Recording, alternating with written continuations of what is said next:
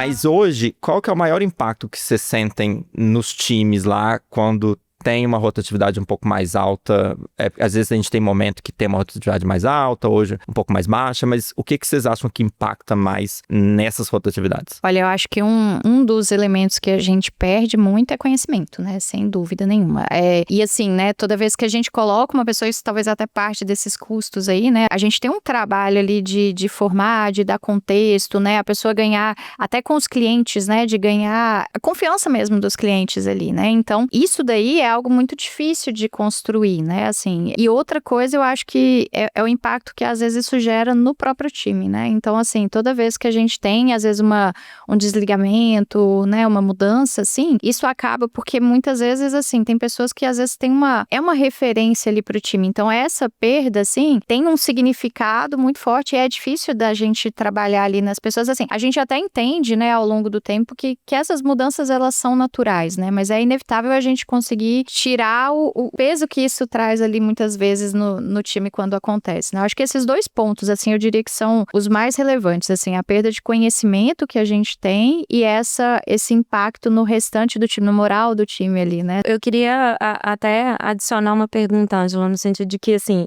é inevitável que em algum momento a gente vai perder pessoas, não tem jeito. E o que você tem buscado e o que você tem aprendido ao longo desse processo de ter perdido pessoas e o que você tem implementado nos seus times para poder trabalhar melhor esse assunto? Eu acho que parte, assim, é nunca minimizar, assim, a importância desse cuidado, né? Porque, principalmente no trabalho que a gente tem, a gente o tempo todo é muito pressionado, assim, né? Pressionado por entrega, pressionado pelos clientes. Então, assim, a gente tá o tempo todo preocupado com produtividade, com entrega, com a satisfação do cliente e aí nessa rotina, às vezes é muito fácil a gente despriorizar essas coisas assim desse cuidado, né, de às vezes manter feedback que as pessoas precisam, de fazer uma one-on-one para conseguir ir criando essa conexão, esse vínculo, de realmente abrir esse espaço assim de cuidado. Então assim, é meio óbvio, né, assim, mas eu acho que é um ponto que sempre que algo surge, uma crise, não sei o que, a gente foca muito ali no incêndio e às vezes a gente,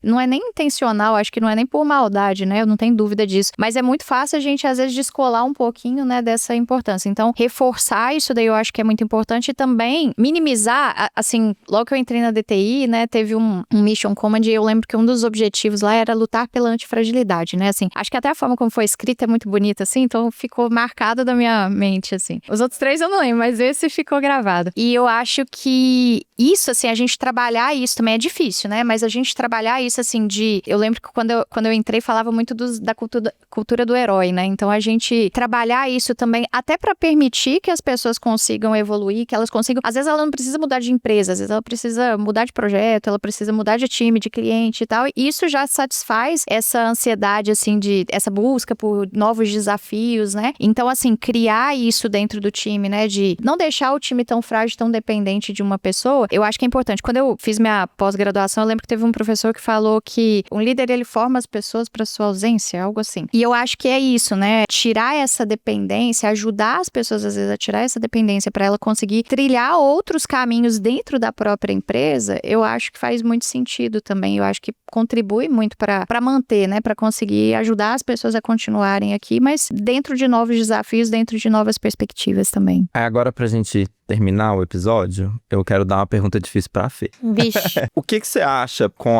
o viés de pessoas? O que você acha que é importante, que as empresas precisam adotar ou estratégias que elas precisam criar para que os talentos queiram continuar ali, queiram crescer e queiram fazer parte da empresa e não busquem outras oportunidades? Eu acho que volta um pouquinho no que a gente tinha falado lá atrás, que é de oferecer, primeiro é entender o que esse talento tá buscando. E se a gente for generalizar, né, a gente vai voltar, né, para as questões da flexibilidade, dos desafios, do aprendizado. É porque, assim, tem uma coisa que é muito fácil, que é dinheiro, pagar bem. Não, com certeza. Acho que, assim, assim, tem né, que sair disso. partindo dessa disso, base... isso. É só pra que... Acho que isso é importante falar, só pra também não ficar achando que é só outra coisa. Sim, né, uma vida só de propósito, né? A gente realmente tem sonhos que precisam ali de investimento. De investimento Os boletos financeiro. chegam no fim do mês, né? Sim, não, com certeza. Inclusive, eu acho que esse é um assunto importante, porque sempre quando a gente fala disso, também se fala de que a geração geração atual não valoriza tanto o salário, né? Assim, mas eu acho que, assim, na verdade é uma mudança de visão. Não é só mais o salário que é tão importante assim, né? O salário continua sendo extremamente importante porque ele é o meio pra gente construir aí as nossas vidas, né, pessoais? Então,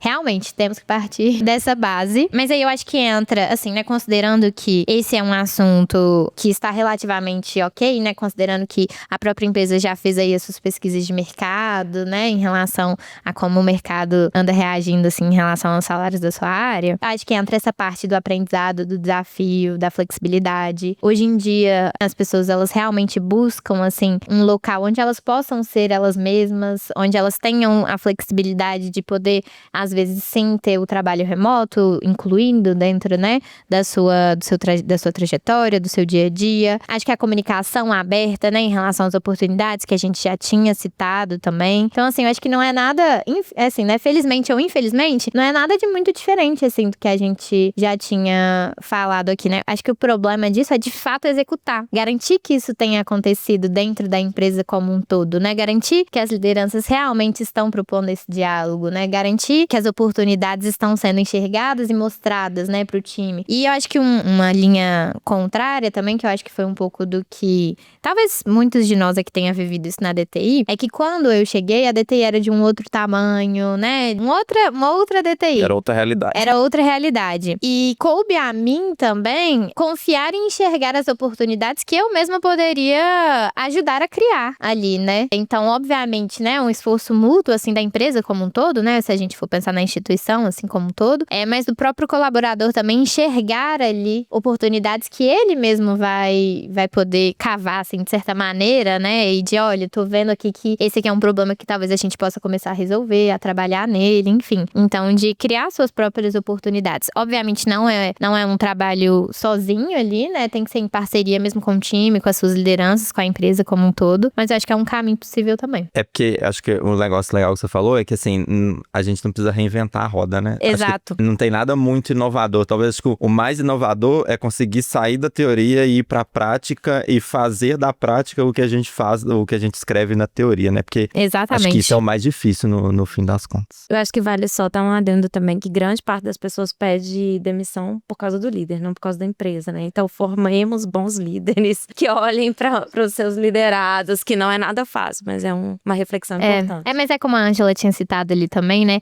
Lidar com pessoas não é algo inato, né? A gente tem muita dificuldade na nossa vida pessoal, no trabalho, enfim, qualquer lugar assim que a gente vai. É muito difícil você compreender o que a pessoa tá querendo dizer e falar, e o que ela tá sentindo, enfim, a gente ainda tem muito pouco autoconhecimento, o que atrapalha muito, né, em relação às nossas relações, sejam elas quais forem, assim, mas dentro do trabalho é incluído, né? A gente também tem essas dificuldades aqui dentro mesmo, mas acho que é um esforço contínuo aí da gente tentar compreender como é lidar com pessoas, enfim, né? E é um esforço grande. Muito.